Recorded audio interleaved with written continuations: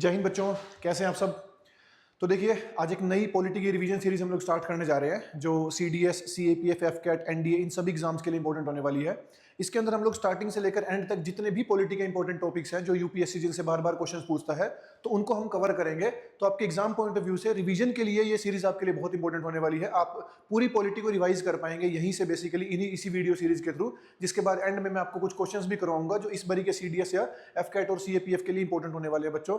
तो इस video series को प्लीज फॉलो कीजिएगा और स्टार्टिंग से लेकर एंड तक वीडियोस को देखिएगा। पूरी वीडियो देखिएगा, आपका नॉलेज डेफिनेट सी बात है पॉलिटी को लेकर और ज्यादा क्लियर हो जाएगी। चलिए स्टार्ट करते हैं आज की वीडियो को। देखिए बच्चों, हम लोग स्टार्ट करेंगे कहां से। बेसिकली भारत के अंदर कॉन्स्टिट्यूशन का एवोल्यूशन हुआ कैसे, कॉन्स्टिट्यूशन कहां से आया बेसिकली और कहां से इसकी शुरुआत हुई है, हम वहां से स्टार्ट करेंगे। तो आज की जो हमारी क्लास है वो कॉन्स्टिट्यूशन के हिस्टोरिकल बैकग्राउंड को लेकर है, जिसमें हम अभी पार्ट 1 डिस्कस करने वाले हैं बेसिकली। ठीक है, तो चलिए स्टार्ट करते हैं बच्चों, टाइम नहीं वेस्ट करेंगे। देखिए यहाँ पे देखो बच्चों, एक क्रोनोलॉजी समझिए आप यहाँ पे कुछ चीजों की, ध्यान से देखेंगे। देखो हम जानते ही हैं कि भारत का जो कॉन्स्टिट्यूशन है वो 26 जनवरी 1950 को लागू हुआ था और इसके जो बनने की शुरुआत है वो नवंबर में की गई थी। बेसिकली 1946 के अंदर इसकी स्टार्टिंग हुई थी जब पहला सेशन कंडक्ट किया गया था। तो 2 साल 11 महीने 18 दिन लगे हमारा खुद का संविधान बनने में। और उससे पहले हमारे ऊपर ब्रिटिशर्स का रूल हुआ करता था। तो ब्रिटिशर्स भारत के अंदर किस तरीके से एक्ट लेकर आए, कौन कौन से कॉन्स्टिट्यूशन लेकर आए, या वो भारत के एडमिनिस्ट्रेशन कैसे करते थे, वो हमें जानना है। ठीक है, तो देखिए इसकी शुरुआत कैसे हुई। सबसे पहले तो देखिए ब्रिटिशर्स भारत के अंदर आए थे एज ईस्ट इंडिया कंपनी बनके। साल 1600 के अंदर ब्रिटिशर्स का भारत में आगमन होता है। एक ट्रेडिंग कंपनी के तौर पे ब्रिटिशर्स भारत में आते हैं बच्चों। 1600 के अंदर वो पहला जो चार्टर साइन करके आए थे क्वीन के साथ, वो 15 साल का साइन कर आए थे और फिर वो भारत आते हैं बेसिकली ट्रेड के लिए। ठीक है, उसके बाद देखिए बच्चों, सबसे पहली मेन शुरुआत जहां से ब्रिटिशर्स ने भारत के एडमिनिस्ट्रेशन में एंटर किया वो था 1765 में। यहां पर जब ट्रीटी ऑफ इलाहाबाद होती है, treaty of Allahabad basically battle of Buxar के बाद जब ट्रीटी ऑफ इलाहाबाद होती है बच्चों, जिसके तहत क्या होता था कि ईस्ट इंडिया कंपनी को दीवानी राइट्स मिल गए थे बंगाल, बिहार और उड़ीसा के, है ना। ट्रीटी ऑफ इलाहाबाद से जब बैटल ऑफ बक्सर में बंगाल का नवाब, अवध का नवाब और मुगल सम्राट हार गए थे शाह आलम II, तो फिर उसके बाद 1765 में ट्रीटी ऑफ इलाहाबाद हुई थी जिसके तहत बंगाल, बिहार और उड़ीसा के दीवानी राइट्स मिल गए थे किसको, ईस्ट इंडिया कंपनी को। तो यहां से शुरुआत हुई थी ब्रिटिशर्स की भारत के एडमिनिस्ट्रेशन के अंदर एंटर करने की बच्चों। ठीक है, उसके बाद देखिए 1773 से लेकर 1858 तक जो एक्ट आए हैं वो कौन कौन से एक्ट है, वो है regulating act of 1773, act of settlement 1781, पिट्स India act 1784, ये इंपॉर्टेंट होने वाला एग्जाम पॉइंट ऑफ व्यू से। और उसके बाद कुछ चार्टर एक्ट्स आए हैं 1813 का, 33 का और 53 का। बेसिकली ये क्रोनोलॉजी है जो एक्ट्स आए हैं 1858 तक। ऐसा इसलिए इंपॉर्टेंट है क्योंकि 1857 में क्या हुआ बच्चों, 1857 में हुआ था रिवोल्ट ऑफ 1857। और रिवोल्ट ऑफ 1857 के बाद क्या हुआ था कि कंपनी का रूल एंड हो गया था भारत में बेसिकली, और भारत में क्या स्टार्ट हो गया था, क्राउन रूल। भारत के अंदर स्टार्ट होता है क्राउन रूल बच्चों, ये देखिए beginning of crown rule Bharat के अंदर। और गवर्नमेंट ऑफ इंडिया एक्ट आता है, जो पहला एक्ट बेसिकली जिसको ब्रिटेन ने कहा था एक्ट ऑफ गुड गवर्नेंस, वो आया था क्राउन रूल के अंदर, जिसको हम कहते हैं गवर्नमेंट ऑफ इंडिया एक्ट 1858। उसके बाद नेक्स्ट एक्ट आता है इंडियन काउंसिल्स एक्ट 1861 का। बेसिकली उसके 2-2.5 साल के बाद ही अगला एक्ट भी आ गया था। क्यों इतनी जल्दी एक्ट आया था वो रीजन भी हम जानेंगे। उसके बाद नेक्स्ट एक्ट देखिए आप 30 साल बाद आया है, इंडियन काउंसिल्स एक्ट 1892। उसके बाद नेक्स्ट जो एक्ट आया है वो है इंडियन काउंसिल्स एक्ट 1909, फिर गवर्नमेंट ऑफ इंडिया एक्ट 1919, फिर उसके बाद गवर्नमेंट ऑफ इंडिया एक्ट 1935 और फाइनली आया इंडियन इंडिपेंडेंस एक्ट ऑफ 1947, जिसके तहत भारत के अंदर क्राउन रूल का एंड हो गया था बच्चों। ठीक है जी, तो देखिए ब्रिटिशर्स का भी जो रूल है भारत के अंदर वो 2 पार्ट्स के अंदर है। पहला है 1773 से लेकर यहां से जब पहला एक्ट आया 1773 से 1858 तक कह लीजिए या 1853 तक कह लो, जब तक लास्ट एक्ट आया तब तक भारत में कंपनी का रूल था। किसका रूल था, ईस्ट इंडिया कंपनी का रूल था। फिर 1857 में रिवोल्ट होता है, रिवोल्ट के बाद भारत में कंपनी का नहीं खुद ब्रिटिश क्राउन ने रूल किया बच्चों। ठीक है, तो उसके बाद के जो एक्ट आए उनको government of India act, councils act, ये नाम दिए गए हैं। क्लियर होगी बात। तो हम भी इस वीडियो के अंदर ना 2 सीरीज में इन एक्ट्स को कवर करेंगे। ये acts exam point of view से इंपॉर्टेंट होते हैं, कई बार क्वेश्चन आते हैं यहां से। आज की वीडियो के अंदर हम लोग हमारे इस पोर्शन को कवर करेंगे, ये जो पहला पोर्शन है बेसिकली यहां तक का, इसको कवर करेंगे। नेक्स्ट वीडियो के ये जो एक्ट्स हैं ये हम नेक्स्ट वीडियो के अंदर कवर करेंगे बच्चों। ठीक है, तो चलिए स्टार्ट करते हैं। देखिए बच्चों, सबसे पहला जो एक्ट है वो है रेगुलेटिंग एक्ट ऑफ 1773। ध्यान रखेंगे, मैंने हर एक के ऊपर मेंशन किया है कि उस टाइम का गवर्नर जनरल कौन है। तो यहां पर गवर्नर जनरल कौन है बच्चों? Warren Hastings. ठीक है जी, ये कुछ चीजें इंपॉर्टेंट रहेंगी तभी मैंने इनको हाईलाइट करके लिखा हुआ है। तो ये पहला एक्ट आया है रेगुलेटिंग एक्ट ऑफ 1773। अब समझना है बात से कि 1773 में ही क्यों आया एक्ट। देखिए, अभी मैंने थोड़ी देर पहले आपको बताया था क्या कि 1765 में ट्रीटी ऑफ इलाहाबाद हुई थी, ट्रीटी ऑफ इलाहाबाद। ठीक है, इस ट्रीटी के तहत क्या हुआ था कि दीवानी राइट्स मिल गए थे बंगाल, बिहार और उड़ीसा के। किसको मिल गए थे भाई? ईस्ट इंडिया कंपनी को। ईस्ट इंडिया कंपनी को दीवानी राइट्स मिल गए थे। तो यानी यहां से ब्रिटिशर्स एंटर हो गए थे भारत के एडमिनिस्ट्रेशन में। अब वो टैक्स कलेक्ट कर रहे हैं। उनकी भी अचीवमेंट देखिए, एक कंपनी जो भारत में कभी के टाइम पे टैक्स दिया करती थी, आज वो टैक्स कलेक्ट करने की पोजीशन में आ गई है। तो जब ब्रिटेन में बैठी ब्रिटिश सरकार को इस बात का पता लगता है कि अब हमारी कंपनी वहां पर टैक्स कलेक्ट कर रही है, तो डेफिनेट सी बात है अब वो भारत के एडमिनिस्ट्रेशन में एंटर कर गए हैं और अब उनको कमर्शियल के साथ साथ थोड़े बहुत पॉलिटिकल फंक्शंस भी संभालने पड़ेंगे। तो उन पॉलिटिकल फंक्शंस को मैनेज करने के लिए 1765 के बाद 1773 में पहला एक्ट आया है जिसका नाम है रेगुलेटिंग एक्ट। नाम रेगुलेटिंग एक्ट क्यों है? क्योंकि ईस्ट इंडिया कंपनी की वर्किंग को रेगुलेट करने के लिए एक्ट आया बच्चों। ठीक है, इसीलिए इसका नाम क्या है? Regulating act of 1773। अब इस एक्ट के इंपॉर्टेंट प्रोविजंस क्या है वो देखिए। सबसे पहला कि ये फर्स्ट ब्रिटिश रेगुलेशन है, सबसे पहला एक्ट है ये जो भारत के अंदर आया है। ब्रिटिशर्स की कंपनी 1600 में आ गई थी, बट 173 ईयर्स के बाद यानी 1773 में पहला एक्ट आया है। पर ये एक्ट याद रखेंगे ईस्ट इंडिया कंपनी की वर्किंग को रेगुलेट करने के लिए बच्चों ये एक्ट। ठीक है, तो पहला एक्ट है, it mark the beginning of British control over east India companies affairs in India. यहां से शुरुआत होती है कि ब्रिटिशर्स खुद ईस्ट इंडिया कंपनी की वर्किंग को कंट्रोल करेंगे भारत के अंदर। अनकंट्रोल्ड काम नहीं करेगी वो। उसमें सबसे पहली बात यह रही कि एक गवर्नर जनरल अपॉइंट किया गया है वहां की पूरे काम धाम को संभालने के लिए। गवर्नर जनरल, सबसे पहला गवर्नर जनरल जो बना है बच्चों वो है लॉर्ड वॉरेन हास्टिंग्स। ठीक है जी, और इनको बनाया गया है governor general of Bengal with a 4 member executive council. तो सबसे पहले गवर्नर जनरल कौन बने हैं बच्चों? बंगाल के वो बने हैं लॉर्ड वॉरेन हास्टिंग्स। ये बात याद रखेंगे भाई। ठीक है, उसके बाद देखिए इसी एक्ट के अंदर एक सुप्रीम कोर्ट एस्टेब्लिश किया गया। सुप्रीम कोर्ट, ये बेसिकली इन्होंने अपने मैटर्स को ही सुलझाने के लिए कि कंपनी के ही जो मैटर्स हैं उनका सोल्यूशन, लीगल जो मैटर्स हैं उनका सोल्यूशन भारत में हो जाए, उसके लिए एस्टेब्लिश किया है सुप्रीम कोर्ट। इसके अंदर कहीं भी अभी भारतीयों की सुनवाई वाला कोई प्रोविजन नहीं आएगा, ये उनके खुद के मैटर्स के लिए है। और कलकत्ता में इसको एस्टेब्लिश किया गया था 1774 के अंदर बच्चों, इस बात को ध्यान रखेंगे। ठीक है, नेक्स्ट देखिए, अब ये इंपॉर्टेंट है, जो फोर्थ पॉइंट है वो क्या है? क्योंकि कंपनी के वर्कर्स के पास भी राइट्स बढ़ते जा रहे थे, कंपनी की भी मोनोपोली भारत के अंदर थी ही बेसिकली, और ट्रेड में काफी अब लगभग यही बचे थे भारत के अंदर। ठीक है जी, तो ना इनके जो वर्कर्स थे ना वो प्राइवेट ट्रेड भी किया करते थे और उस प्राइवेट ट्रेड का टैक्स ब्रिटिश सरकार को नहीं जाता था, है कि नहीं बात? क्योंकि कंपनी जो टैक्स बिजनेस करेगी उसका टैक्स तो जाएगा ब्रिटिश सरकार को, बट अगर कंपनी के वर्कर प्राइवेट ट्रेड करेंगे तो उसका टैक्स नहीं जाता था। याद रखना इस बात को, 1773 के एक्ट में ब्रिटिश सरकार ने अपने ही कंपनी के वर्कर्स को प्रोहिबिट किया कि आप किसी भी प्रकार का प्राइवेट ट्रेड नहीं करेंगे, जो भी ट्रेड होगा वो कंपनी के नाम पर होगा ताकि उसका टैक्स जाए। Is it clear? तो बैन कर दिया प्राइवेट ट्रेड को एंड ब्राइब्स को, जो भी रिश्वत लिया करते थे जो कंपनी के सर्वेंट्स थे। तो पहला एक्ट बेसिकली कंपनी की वर्किंग को कंट्रोल करने के लिए है। एक पर्सन को अपॉइंट कर दिया है पूरे भारत में जहां पर भी इनकी ब्रांचेस हैं, जैसे 2 प्रांत इसके अंडर कर दिए, मतलब बंगाल का गवर्नर जनरल किसको बना दिया? वॉरेन हास्टिंग्स को, और मद्रास और बॉम्बे प्रेसिडेंसी उसके अधीन कर दी, उनके अंडर कर दी थी बेसिकली। उनका जो गवर्नर था वो इनको रिपोर्ट करता था। तो पहले गवर्नर जनरल कौन बने? Warren Hastings. ठीक है, सुप्रीम कोर्ट एस्टेब्लिश किया गया है और प्राइवेट ट्रेड को क्या कर दिया गया है? बैन वर्कर्स के लिए। ठीक है जी, ये था पहला एक्ट, रेगुलेटिंग एक्ट बेसिकली, जहां से शुरुआत हुई है इस टेन्योर की। अब देखिए सेकंड है अमेंडिंग एक्ट ऑफ 1781। 1773 के एक्ट के अंदर ही कुछ और अमेंडमेंट्स प्रपोज करके इस एक्ट को भेजा गया बेसिकली।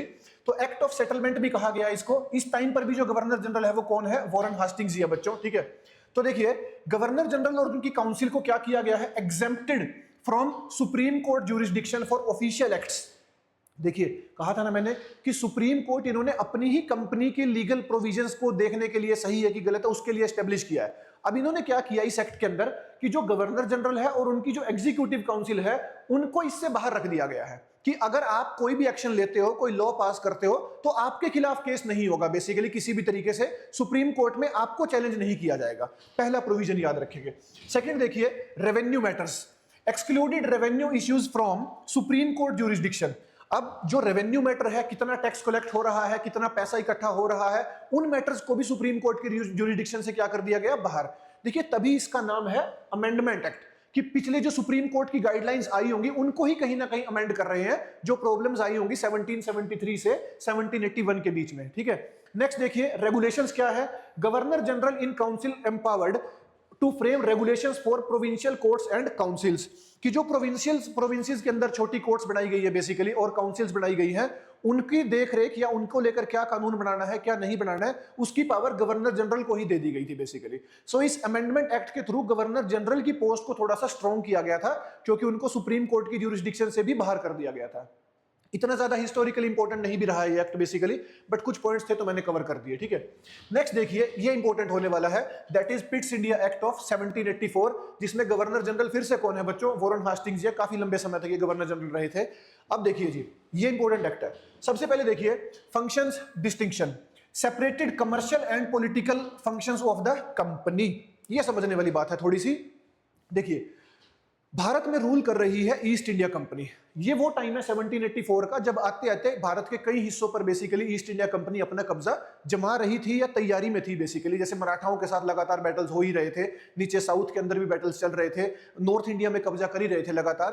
अब कंपनी कौन से फंक्शंस में एम्पावर्ड है, वो है कमर्शियल फंक्शंस में। बट एक देश की एडमिनिस्ट्रेशन को रन करने के लिए तो पॉलिटिकल फंक्शंस आने भी जरूरी होते हैं।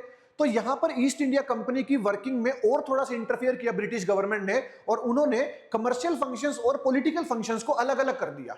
ये जरूरी भी है बेसिकली, क्योंकि जो सरकार है ऑफ कोर्स वो बिजनेस शायद उतना अच्छा ना कर पाए, और जो बिजनेसमैन है ऑफ कोर्स वो शायद सरकार उतने अच्छे से ना चला पाए बेसिकली। ठीक है, जो एक जनरल कंसेंसस चलता है। तो इन्होंने क्या किया है, ड्यूअल गवर्नमेंट लॉन्च कर दिया बच्चों भारत के अंदर। ये पॉइंट बहुत इंपॉर्टेंट है, एग्जाम्स के अंदर कई बार पूछा गया है कि ड्यूअल गवर्नमेंट कब आई थी, तो आंसर है पिट्स इंडिया एक्ट 1784। ये विलियम पिट ब्रिटेन के प्राइम मिनिस्टर थे, उनके नाम पर ये एक्ट आया। ठीक है, तो Pitt's India Act, dual government आई है।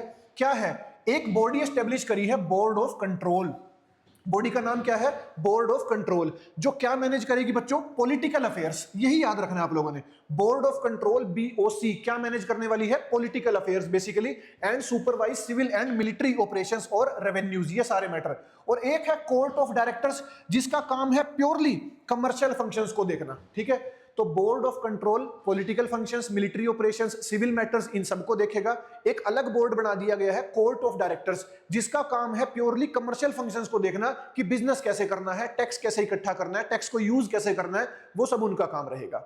सो ध्यान रखेंगे, ड्यूअल गवर्नमेंट एस्टेब्लिश कर दी गई है भारत के एडमिनिस्ट्रेशन के लिए, भारत को रन करने के लिए। जितने भी एरियाज के ऊपर अभी तक इनका कंट्रोल है, ये आगे आने वाले टाइम पे कंट्रोल होगा, तो ड्यूअल गवर्नमेंट ही चलेगी।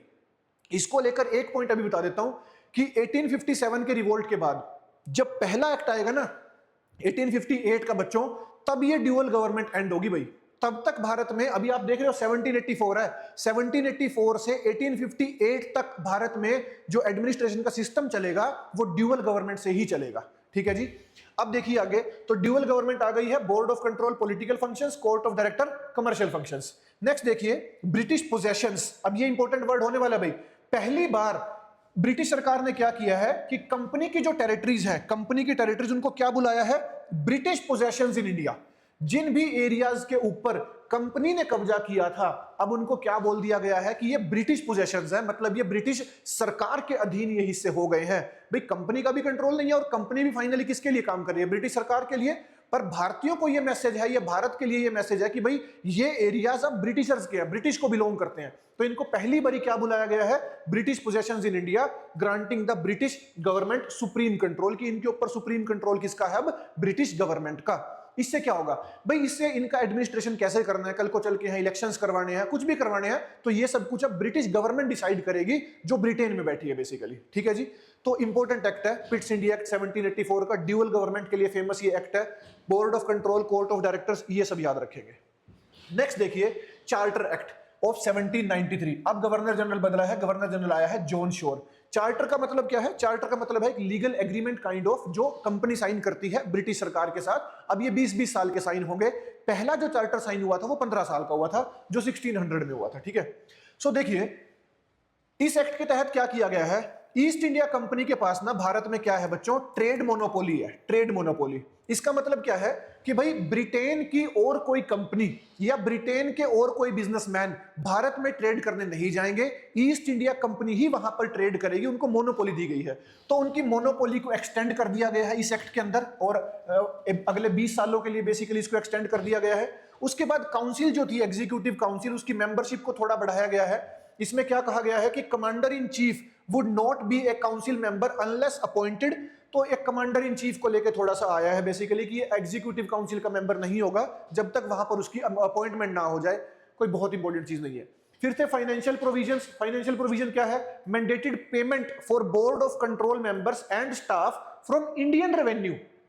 देखिए कि जो बोर्ड ऑफ कंट्रोल है, जिनका काम है भारत के पॉलिटिकल फंक्शंस को संभालना, उनकी जो सैलरी जाएगी या जो भी अलाउंस प्रिविलेज उनको मिलते होंगे वो सारे के सारे इंडियन रेवेन्यू से जाएंगे। सो ये बेसिकली यहां से शुरुआत हो जाती है भारत में कहीं ना कहीं ड्रेन ऑफ वेल्थ की, इस तरीके से। क्योंकि ऑफिशियल्स की सैलरी अगर यहां से जाएगी तो वो ऑफिशियल्स अपनी सैलरी को खर्च तो ब्रिटेन में जाके करते हैं ना, वो यहां तो उस पैसे को खर्च ही नहीं करते हैं कि वो हमारे ही देश में रह जाए हमारा पैसा। तो हमारे देश का पैसा कहां जाएगा? ब्रिटेन जाएगा। Are you getting point? इसी को आगे चल के हम पढ़ेंगे डिटेल में, इसको ड्रेन ऑफ वेल्थ कहा जाता है बेसिकली, ठीक है। तो ये है चार्टर एक्ट ऑफ 1793। कोई बहुत ज्यादा इंपॉर्टेंट प्रोविजंस नहीं आए थे इसके अंदर। नेक्स्ट एक्ट काफी इंपॉर्टेंट है ये वाला, फिर से भाई चार्टर एक्ट ऑफ 1893, यहां से भी क्वेश्चंस आते हैं। अब गवर्नर जनरल कौन है? Lord Minto one. याद रखेंगे ये लॉर्ड मिंटो वन है। एक लॉर्ड मिंटो आगे वाइसरॉय भी आएंगे जब वो मुस्लिम लीग और सेपरेट इलेक्टोरेट वाला पूरा चैप्टर आएगा, ठीक है। गवर्नमेंट ऑफ इंडिया 1909, वो मोरले मिंटो रिफॉर्म्स के ही आएगा। तो वहां पे जो लॉर्ड मिंटो होंगे वो वाइसरॉय होंगे, जिनको क्या कहा जाता है भारत में? Father of communalism in India, Lord Minto, ठीक है, वो वाले। सो देखिए इनके टाइम पे क्या आया, सबसे इंपॉर्टेंट चीज कि ईस्ट इंडिया कंपनी की ट्रेड मोनोपोली को एंड कर दिया गया है। ईस्ट इंडिया कंपनी की ट्रेड मोनोपोली को एंड कर दिया गया है। तो इसका मतलब यह हो गया कि अब ब्रिटेन की बाकी कंपनियां भी भारत में आके क्या कर सकेंगी बच्चों? ट्रेड कर सकेंगी। बट दो चीजें, चाइना के साथ ट्रेड और चाय का ट्रेड, इनमें अभी भी ईस्ट इंडिया कंपनी की ही मोनोपोली है। भाई चाइना के साथ जितना भी ट्रेड होगा वो ईस्ट इंडिया कंपनी करेगी, चाय का जितना भी ट्रेड होगा वो सारा का सारा ईस्ट इंडिया कंपनी करेगी। बाकी जिस भी मर्जी चीज का ट्रेड हो तो अब बाकी ब्रिटिश कंपनीज भी भारत के अंदर आके उसका ट्रेड कर सकती है। Is it clear? तो ध्यान रखेंगे 1813 के एक्ट में ट्रेड मोनोपोली को एंड किया गया था। 1600 में मोनोपोली स्टार्ट हुई है, 1813 में ब्रेक की है। इस चीज को ध्यान रखना आपने, ठीक है। पूरी ब्रेक नहीं की है बट कुछ ब्रेक कर दिया है। उसके बाद asserted British crown sovereignty over company territories in India.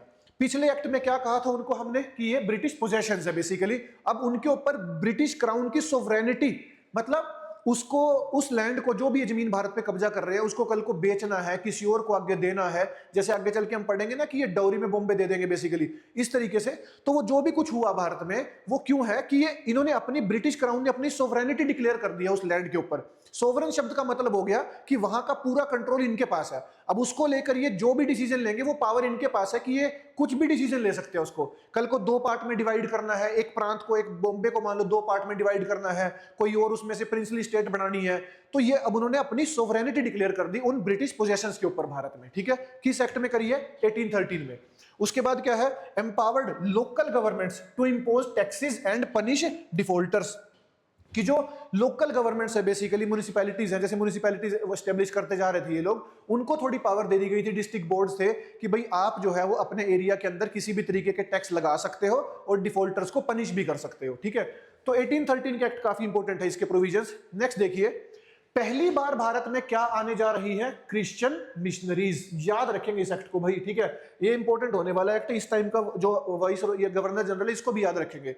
तो 1813 के एक्ट में भारत के अंदर क्या आने जा रही है बच्चों? Christian missionaries. यानी अब भारत के अंदर क्रिश्चियनिटी को फैलाने को लेकर प्रॉपर उनके क्रिश्चियन बंदे आएंगे, पूरे मतलब पूरे कम्युनिटी के लोग आएंगे और भारत में आके क्रिश्चियनिटी का बेसिकली प्रचार करेंगे और क्रिश्चियनिटी को फैलाएंगे, ठीक है जी। तो यहां से शुरुआत हुई थी क्रिश्चियन मिशनरीज की भारत के अंदर, ठीक है। उसके बाद देखिए, पहली बार भारत में क्या आया कि 1 लाख रुपए का बजट सेपरेट कर दिया गया है इंडियन एजुकेशन के अंदर।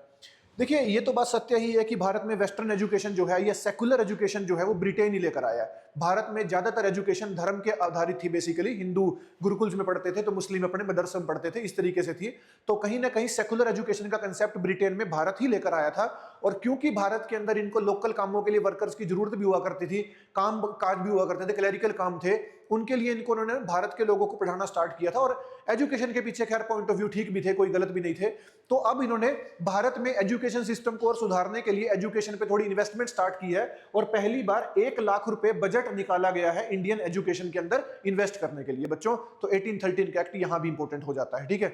उसके बाद regulated the companies territorial revenues and commercial profits requiring separate accounts. ये कंपनी की वर्किंग को फिर से कंट्रोल करते जा रहे हैं कि सेपरेट अकाउंट्स बना दिए कंपनी के, कि आप अपना सारा पैसा इसमें जमा करोगे, इसका हिसाब किताब दोगे, काइंड ऑफ करंट अकाउंट की तरह बिजनेस का, बस वो बनाया गया है, ठीक है। तो 1813 का एक्ट काफी इंपॉर्टेंट एक्ट है। नेक्स्ट देखिए 1833 का एक्ट बच्चों, इसमें जो गवर्नर जनरल है अब वो कौन है? William Bentinck. इनका भी इतिहास में काफी बार जिक्र आता है ना, इसको भी याद रखना हम लोगों ने बेसिकली, ठीक है जी। विलियम बेंटिक जो है इस समय गवर्नर जनरल है। चलिए जी 1829 के अंदर आप जानते हैं कि सती को भी अबोलिश किया गया था, पूरे भारत के अंदर सती को अबोलिश किया था, तो राजा राम मोहन रॉय की हेल्प से, तो इनका ही उसमें बहुत बड़ा योगदान था। सो देखिए इन्होंने क्या किया है, mark the final step towards centralisation in British India, giving it an all India character. तो ब्रिटिशर्स ने खुद को ही कर रहे हैं काम बेसिकली, बट कर रहे हैं कि ऑल इंडिया कैरेक्टर, मतलब क्योंकि इस समय तक लगभग पूरा भारत ब्रिटिशर्स के कंट्रोल में था, तो इन्होंने सेंट्रलाइजेशन मतलब पावर को सेंट्रलाइज करने की तरफ अपने कदम बढ़ा दिए थे कि पूरा भारत हमारे कंट्रोल में है, जिसको हम कंट्रोल करने वाले हैं, ठीक है। अब इंपॉर्टेंट पॉइंट, इस एक्ट के अंदर कंपनी की मोनोपोली को कंप्लीटली अबोलिश कर दिया गया था। ईस्ट इंडिया कंपनी की मोनोपोली को कंप्लीटली अबोलिश कर दिया गया था, और ट्रेड विद चाइना और चाय के साथ भी इस मोनोपोली को खत्म कर दिया गया था। यानी अब ब्रिटेन की बाकी कंपनीज भी चाइना के साथ और चाय का ट्रेड कर सकती हैं, किसी के भी साथ बेसिकली, ठीक है। तो ईस्ट इंडिया कंपनी की मोनोपोली को खत्म कर दिया गया है। नेक्स्ट देखिए, it designated the governor general of Bengal as the governor general of India. ऐसा क्यों? क्योंकि पूरे भारत पे ऑलमोस्ट इनका कब्जा हो चुका है, ठीक है जी। तो इन्होंने क्या किया है, अब गवर्नर जनरल ऑफ बंगाल की पोस्ट को कन्वर्ट कर दिया है गवर्नर जनरल ऑफ इंडिया में। और पहले गवर्नर जनरल कौन बन रहे हैं बच्चों of India? Lord William Bentinck. ये भारत के पहले गवर्नर जनरल बने हैं। Lord William Bentinck was the first appointee. Clear होगी बात? ये भी एक्ट काफी इंपॉर्टेंट है, इसमें भी देखते हैं कुछ चीजें। जैसे सबसे पहले तो सिविल सर्विसेज का जो एपिसोड है भारत में, उसकी शुरुआत कहीं ना कहीं यहीं से हुई थी। कैसे? पहली बार प्रपोज किया गया था कि भारत के लिए भी सिविल सर्वेंट सिलेक्शन होनी चाहिए। मतलब भारत के लोगों को भी, जो इंपीरियल सिविल सर्विसेज का एग्जाम ब्रिटेन कंडक्ट करता था अपने देश के अंदर, कि इंडियंस को भी उसके अंदर एंट्री दे देनी चाहिए। बट इसको रोक दिया गया था कोर्ट ऑफ डायरेक्टर्स के द्वारा कि नहीं, इंडियंस को एंट्री नहीं दी जानी चाहिए सिविल सर्विसेज के अंदर। नेक्स्ट देखिए, इट एस्टेब्लिश्ड एक लॉ कमीशन अपॉइंट किया गया है भारत के लिए specially, which is a good step 1834 में। और लॉर्ड मैकॉले पहले लॉ कमिश्नर अपॉइंट किए गए थे बच्चों, कि भारत में कानूनी व्यवस्था कैसे चलेगी।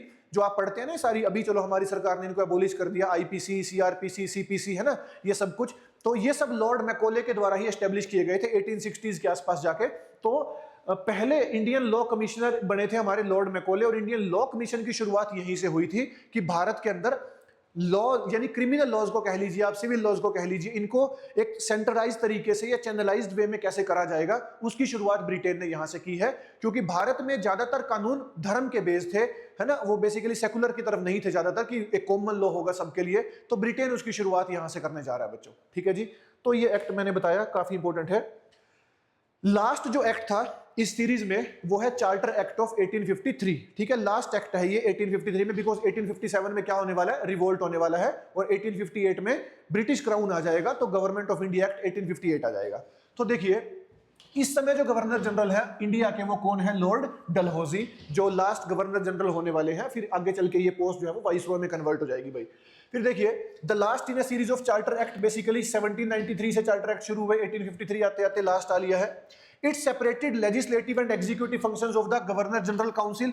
गवर्नर जनरल की जो काउंसिल थी ना, उसके लेजिस्लेटिव फंक्शंस सेपरेट कर दिए गए और एग्जीक्यूटिव काउंसिल अलग कर दी गई। तो दो काउंसिल्स अलग अलग कर दी गई है बेसिकली, ठीक है, लॉज को थोड़ा सा और सही तरीके से इंप्लीमेंट करने के लिए।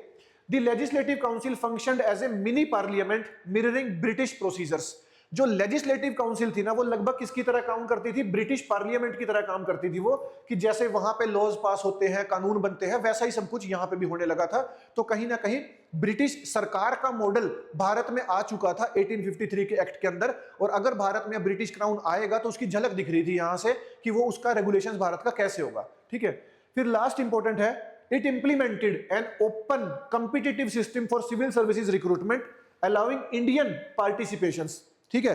तो 1833 के एक्ट में जिस चीज का इंट्रोडक्शन हुआ था बट पास नहीं हो पाई थी, तो 1853 में बच्चों क्या हुई है, ये पास हो गई है यहां पर, ठीक है। और अब भारतीयों को भी अलाउ कर दिया गया है सिविल सर्विसेज के अंदर, और भारतीय भी अब इस एग्जाम को दे पाएंगे। बट आप जानते ही हैं कि सिविल सर्विसेज की कंडीशंस को कैसे रखा गया था भारतीयों के लिए। तो उसमें यह था कि ग्रेजुएशन तो थी ही बेसिक क्राइटेरिया जो था एग्जाम अटेम्प्ट देने के लिए, बट एग्जाम कहाँ कंडक्ट होता था बच्चों, लंदन में, वहां पे आपको जाना पड़ता था।